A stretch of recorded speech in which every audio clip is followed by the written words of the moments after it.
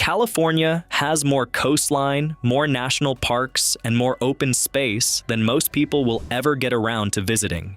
And yet, tucked inside all of that accessibility are places that are completely off limits, fenced, restricted, classified, or simply too dangerous to enter. These are the 10 forbidden places in California you can never visit. Number 10, Bohemian Grove, Monterey, California. Every summer, for roughly 2 weeks in July, a private campground in the redwood forests of Sonoma County hosts one of the most exclusive gatherings in the world. Bohemian Grove is a 2,700-acre property owned by the Bohemian Club, a private men's club founded in San Francisco in 1872, and the annual encampment has been a tradition since the late 1870s. The guest list reads like a directory of American power. Over the decades, attendees have included every Republican president since Herbert Hoover, numerous Democratic presidents and senior officials, cabinet secretaries, military commanders, media executives, and CEOs of major corporations. Richard Nixon and Ronald Reagan reportedly discussed Reagan's 1980 presidential campaign at the Grove years before it happened, in a conversation that Nixon later confirmed on the White House taping system. The encampment is divided into named camps, smaller groupings within the larger property, with names like Owl's Nest, Caveman, and Mandalay. Attendees dress in theatrical costumes, stage elaborate lakeside performances, and gather around a 40-foot concrete owl statue for a ceremony called the Cremation of Care, in which an effigy is burned in a ritual that marks the official start of the encampment. The ceremony involves robes, fire, a barge on the lake, and a great deal of solemnity directed at a very large owl. It is, by most accounts, exactly as strange as it sounds. The secrecy is real and actively enforced. The property is perimeter fenced and patrolled by private security. Staff who work the event sign non-disclosure agreements. No recording devices are permitted inside. In 2000, journalist Alex Jones managed to infiltrate the grounds and film the Cremation of Care ceremony, footage that attracted international attention when released, though it mainly confirmed that a group of very powerful men in robes were doing something strange near a lake in Sonoma County. The club was not pleased with the exposure. The Bohemian Club has not publicly released a full attendee list in living memory. What leaks out does so through investigative journalism and the occasional indiscreet memoir. For 11.5 months of the year, the property is used quietly by club members. For 2 weeks in July, it becomes the most restricted 2,700 acres in California. Former President Nixon, on a tape from 1971, described the Grove encampment as the most faggy goddamn thing you could ever imagine, which says less about the Grove and more about Nixon, but confirms he attended regardless of his personal assessment. Number 9, China Lake Naval Air Weapons Station, Kern and San Bernardino counties, California. China Lake is the largest landholding in the U.S. Navy, covering approximately 1.1 million acres of Mojave Desert in Kern and San Bernardino counties. That is roughly 85% of the Navy's land-based research, development, testing, and evaluation acreage in the entire country, concentrated in one desert installation. It was established in 1943 during World War II as a remote site for weapons development, specifically to test rockets and guided missiles away from populated areas. The Mojave Desert provided the necessary combination of clear airspace, flat terrain, and sufficient distance from anyone who might object to what was flying overhead. That mission has continued without interruption ever since. The Sidewinder air-to-air missile was developed and tested at China Lake starting in the early 1950s. So were the Shrike anti-radiation missile, the Zuni unguided rocket, and dozens of other weapon systems that have since appeared in conflicts around the world. The installation sits between the towns of Ridgecrest and Trona, at elevations ranging from around 2,200 feet on the valley floor to over 7,800 feet in the surrounding mountain ranges. The terrain is visually spectacular in a way that military testing facilities rarely advertise. Dry lake beds that stretch for miles, Joshua tree forests, volcanic formations, and the kind of desert landscape that photographers would queue for if it weren't behind a federal fence. Ridgecrest exists, in practical terms, because China Lake exists. It's a support community for an installation that neither explains itself nor invites inspection. The base has its own schools, housing, recreational facilities, and internal infrastructure. The weapons development ranges extend across hundreds of square miles of restricted airspace. Workers drive through the main gate every morning, and the rest of the world simply has to take it on faith that whatever is being developed inside is not something it needs to worry about. That's always been an interesting arrangement. In July 2019, a magnitude 6.4 earthquake struck on July 4th, followed by a 7.1 the following day, both centered near Ridgecrest. The damage to base infrastructure was significant, and the full assessment of what was affected across the base's classified programs was conducted, as with everything at China Lake, entirely out of public sight. Number 8. Mount Shasta's Restricted Forest Service Zones, Siskiyou County, California. Mount Shasta is a 14,179-foot stratovolcano in the northern Cascades, and one of the most visually striking peaks in the continental United States. It's the kind of mountain that dominates its surroundings completely, visible for over 100 miles on a clear day, capped with glaciers year-round, and trailing a lenticular cloud from its summit like a hat that doesn't quite fit. It is also one of the most mythologized mountains in North America, the subject of legends involving Lemurians, spiritual vortexes, UFO sightings, and hidden tunnels leading to subterranean civilizations populated by beings from a lost continent. None of that is why portions of it are restricted. The Forest Service has more prosaic concerns. The U.S. Forest Service manages the land around Shasta within the Shasta Trinity National Forest and maintains a series of designated wilderness areas and research natural areas that require either permits or prohibit entry entirely. Climbing the summit requires a permit and a fee above 10,000 feet during the main season, roughly May through September. The permit system was introduced because the upper mountain was sustaining measurable environmental damage from the volume of climbers leaving waste, disturbing fragile alpine soils, and eroding the summit routes. Research natural areas within the national forest are closed to public entry to preserve old-growth forest stands, sensitive botanical communities, and geological features that researchers need to study without the interference of foot traffic. These closures are not publicized on trail maps or visitor guides. They exist in management plans and are known primarily to rangers and land managers. The volcano itself is classified by the U.S. Geological Survey as one of the potentially most dangerous volcanoes in the Cascade Range. Not the most likely to erupt in the near term, but dangerous in terms of proximity to population centers and critical infrastructure if it does. Volcanic hazard zones extend across portions of the mountain where the risk of lava flows, lahars, or pyroclastic events is considered real enough to factor into land management decisions and, in some areas, access restrictions. The mountain sits there looking magnificent and entirely stable, as active volcanoes tend to do in the intervals between eruptions. It last erupted between approximately 1914 and 1921, well within living memory of some people still alive in the early 20th century. The USGS monitors it continuously. The Forest Service restricts access to certain zones, and the Lemurians, presumably, continue doing whatever it is they are said to do down there. Number 7. Vandenberg Space Force Base, Santa Barbara County, California. Vandenberg Space Force Base occupies roughly 98,000 acres of the Santa Barbara County coastline, north of Lompoc, stretching for about 35 miles along the Pacific.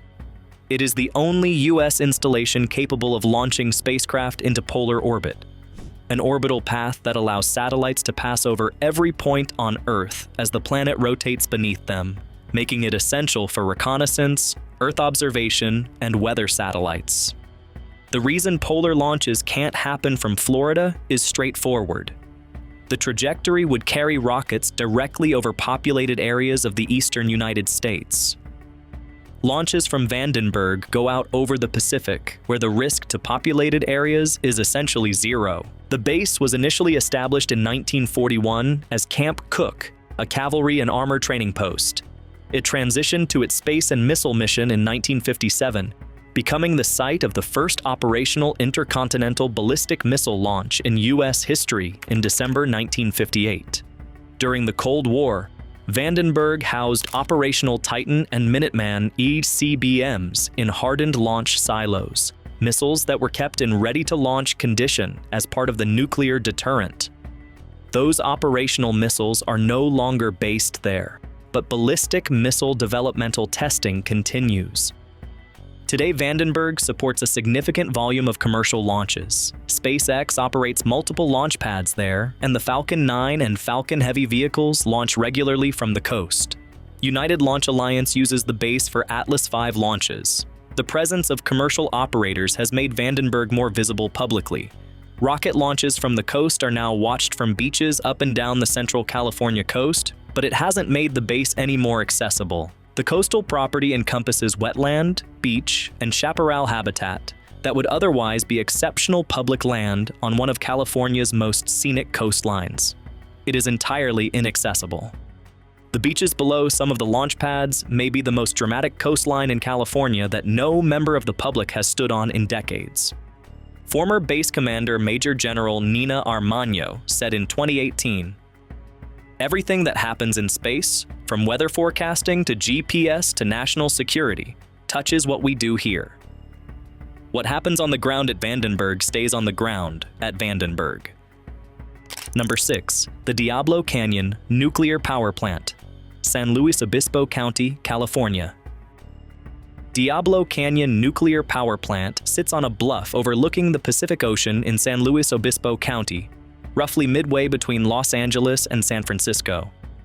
It has been generating nuclear power since 1985 and, as of the writing of this script, remains the last operating nuclear power plant in California, a status that has been the subject of sustained political debate for the better part of 2 decades. The plant is operated by Pacific Gas and Electric and regulated by the Nuclear Regulatory Commission. Like all commercial nuclear generating stations in the United States, it is subject to NRC security requirements that mandate armed response forces, vehicle barriers, access control at multiple layers, and a protected area that no unauthorized person may enter under any federal or state law.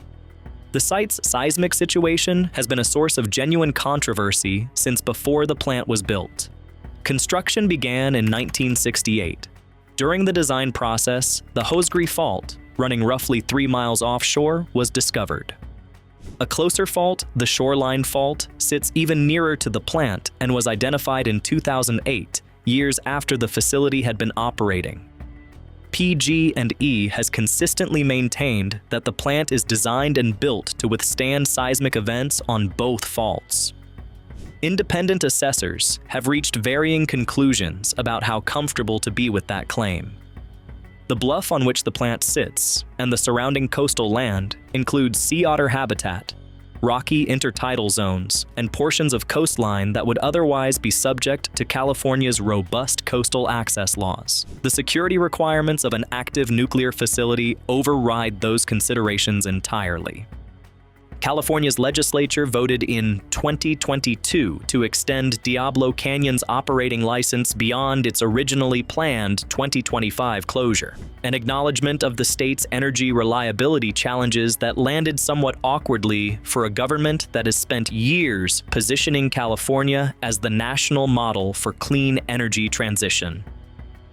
The extension was driven in part by concerns about grid stability, particularly during extreme heat events when electricity demand spikes and solar generation drops after sunset.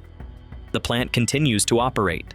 The public continues to drive past it on Highway 1 without getting any closer. It generates about 9% of California's in-state electricity.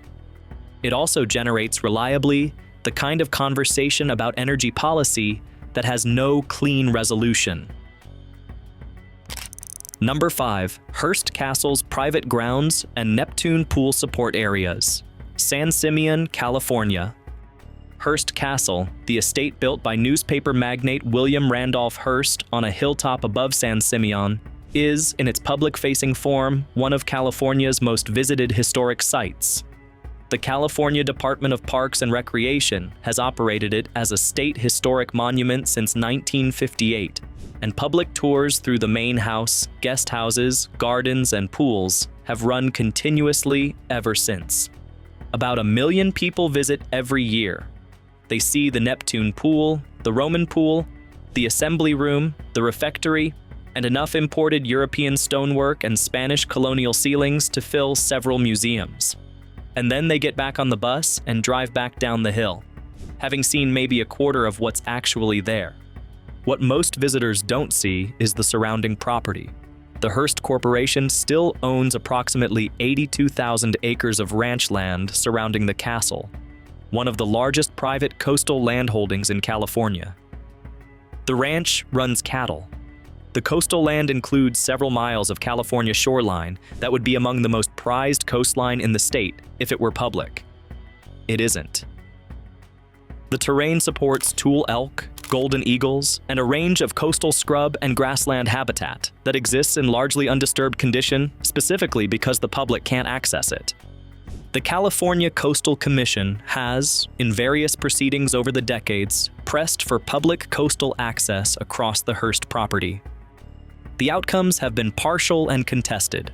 Limited trail access has been proposed and occasionally permitted under negotiated conditions, but the overwhelming majority of the coastline remains off public access entirely. Within the castle complex itself, there are areas no tour ever reaches. Hearst accumulated one of the most significant private art and antique collections in American history.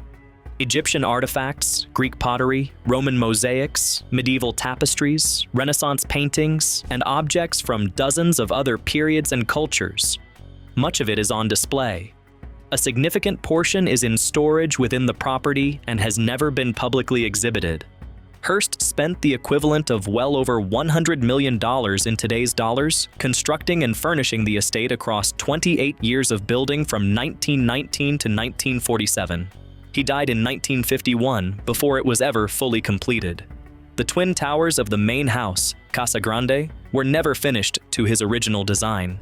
The plans called for them to be taller. He simply ran out of time. Number 4. Naval Air Weapons Station Point Mugu, Ventura County, California. Naval Air Weapons Station Point. Mugu occupies roughly 4,500 acres of Ventura County coastline, directly north of where the Santa Monica Mountains meet the Pacific, and manages a sea range extending approximately 36,000 square miles over the Pacific Ocean. The combination of the installation itself, the airspace above it, and the overwater range beyond it makes Point Mugu one of the most significant weapons testing and evaluation environments on the West Coast. The installation has been operating since 1946 and specializes in the testing and evaluation of air-launched missile systems. The Naval Air Systems Command uses both the land installation and the Pacific Range for live-fire missile testing, advanced electronic warfare evaluation, and the development of unmanned aerial systems. If a missile is going to be certified for use on a Navy aircraft, there is a high probability it has been tested somewhere over the Pacific west of Point Mugu. The coastline within the base boundary is, by any measure, extraordinary. Long stretches of relatively undeveloped beach sit within the installation's perimeter. Clean sand, unobstructed Pacific views, and none of the development that has consumed almost every other accessible stretch of Southern California coastline. This is not a public amenity. The Navy is not running a beach access program. Mugu Lagoon, a coastal wetland complex within the base boundary, is one of the largest remaining natural coastal lagoons in Southern California, a system of tidal channels and mud flats that support significant populations of migratory shorebirds, waterfowl, and fish. It is entirely inaccessible to the public, protected not just by military restriction, but by the ecological sensitivity that makes any human intrusion genuinely damaging to the habitat. The base sits just north of Malibu, the contrast between the curated, celebrity-adjacent access of one of America's most famous beach communities immediately to the south and the completely inaccessible federal installation immediately to the north is one of the more striking geographic ironies in Southern California. You can rent a beach chair in Malibu for $60. The beach 2 miles north is protected by the United States Navy and has been for 80 years. Number 3, Lawrence Livermore National Laboratory, Livermore, California. Lawrence Livermore National Laboratory sits in Alameda County, east of the San Francisco Bay Area in the Livermore Valley, and has been one of the country's 2 primary nuclear weapons design laboratories since its founding in 1952. The other is Los Alamos National Laboratory in New Mexico. The 2 were deliberately established as parallel institutions. Physicist Edward Teller, who had worked on the Manhattan Project, pushed for a second laboratory on the grounds that competition would accelerate progress in weapons design. Whether he was right about the competition argument, the laboratory he helped create became one of the most scientifically significant institutions in the country. The laboratory is operated for the Department of Energy's National Nuclear Security Administration by Lawrence Livermore National Security, LLC, a consortium that includes the University of California, which has had an administrative relationship with the lab since its founding. The core national security mission involves the design, assessment, and maintenance of nuclear weapons in the U.S. stockpile, with the goal of ensuring they remain safe, secure, and reliable without requiring underground nuclear testing, which has been halted since 1992. The National Ignition Facility at Livermore became internationally known in December 2022, when it achieved fusion ignition for the first time, a laser experiment that produced more energy output than the laser energy delivered to the target. It was a genuine physics milestone, decades in development, and it happened in a facility that most of the public has never been inside and cannot visit.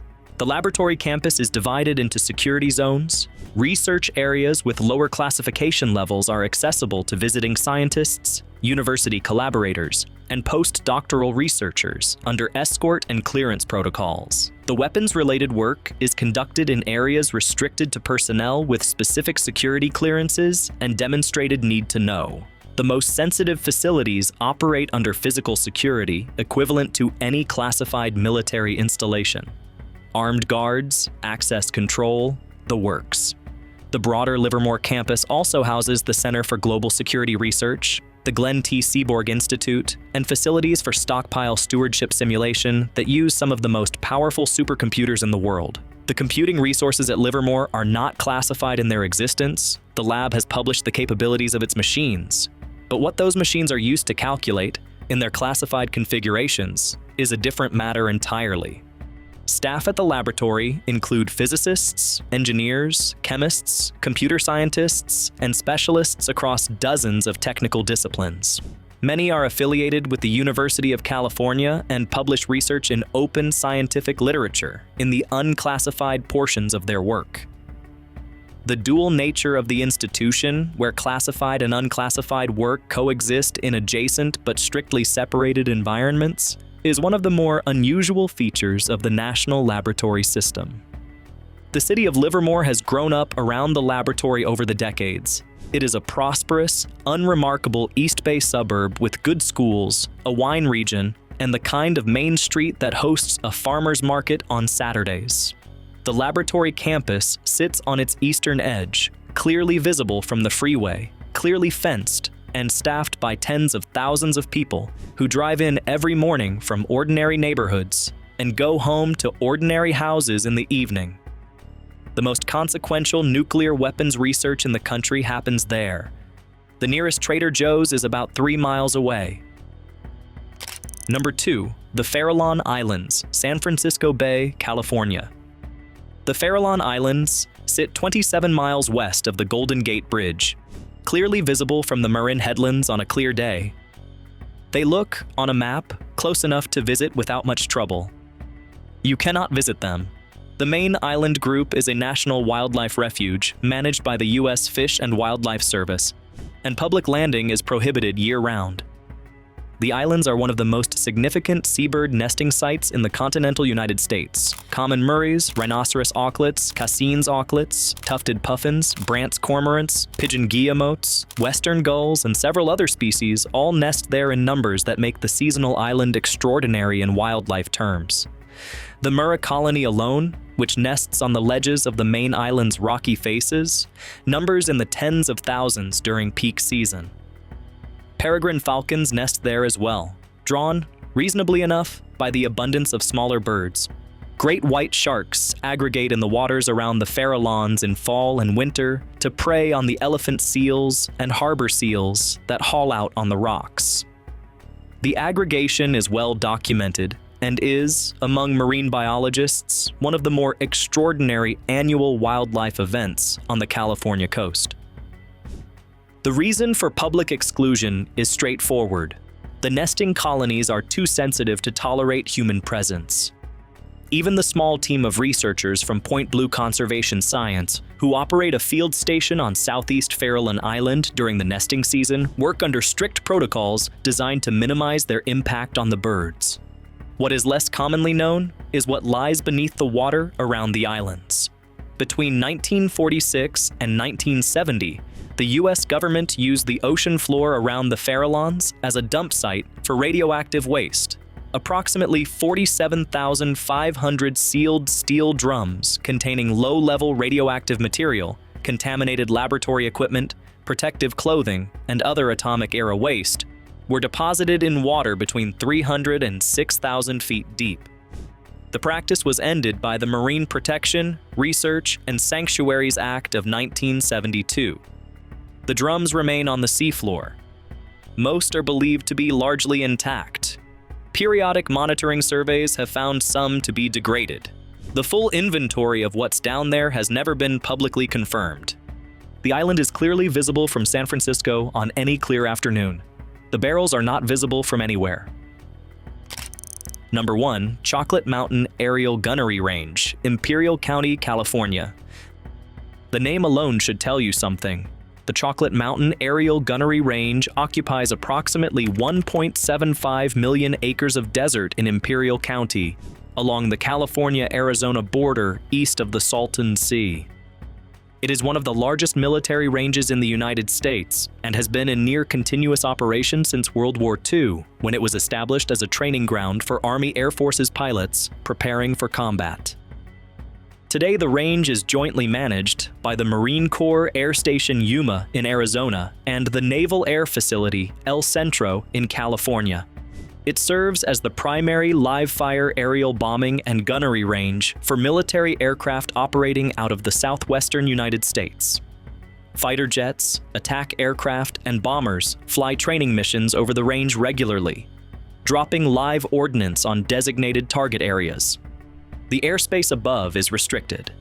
The ground below is saturated with unexploded bombs, rockets, and cannon rounds accumulated over more than 80 years of active use. The range is closed to the public entirely and enforced by both federal law and the practical reality that much of the terrain is littered with live munitions that have never detonated. The military posts warning signs at access points along the perimeter roads, but the desert itself is the most effective deterrent. It is remote, brutally hot for most of the year, and navigating it without a very specific reason to be there is not something most people would seriously consider. What makes the Chocolate Mountains particularly striking is the landscape itself. The range encompasses a series of rugged desert mountain ranges rising from the floor of the Imperial Valley, sun-baked, dramatically eroded, and almost completely uninhabited. Outside the military boundary, the Sonoran Desert here is home to bighorn sheep, desert tortoise, and LeConte's thrasher, a bird so reclusive that birders travel significant distances for a chance sighting. Inside the boundary, those same animals share the terrain with craters and unexploded ordnance. Civilians have been killed attempting to enter the range to collect scrap metal, driven by the value of spent brass casings and metal fragments that accumulate on target ranges over decades of live fire use. The military has repeatedly warned against it, and the deaths have been documented in local news reports going back years. The warnings have not entirely stopped the practice, which says something about human nature that this script won't try to resolve. There are no tours, no managed access programs, and no exceptions.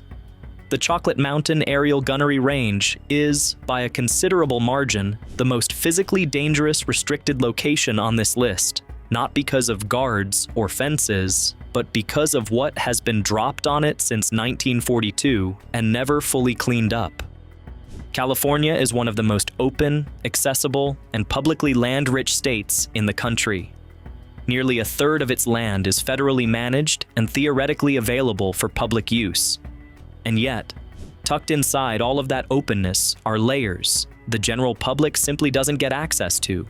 Military installations, running weapons, programs that can't be discussed, nuclear facilities wrapped in federal security mandates, wildlife sanctuaries too fragile for human traffic, private empires that predate modern coastal access law, and classified infrastructure that most Californians don't know exists in their own state.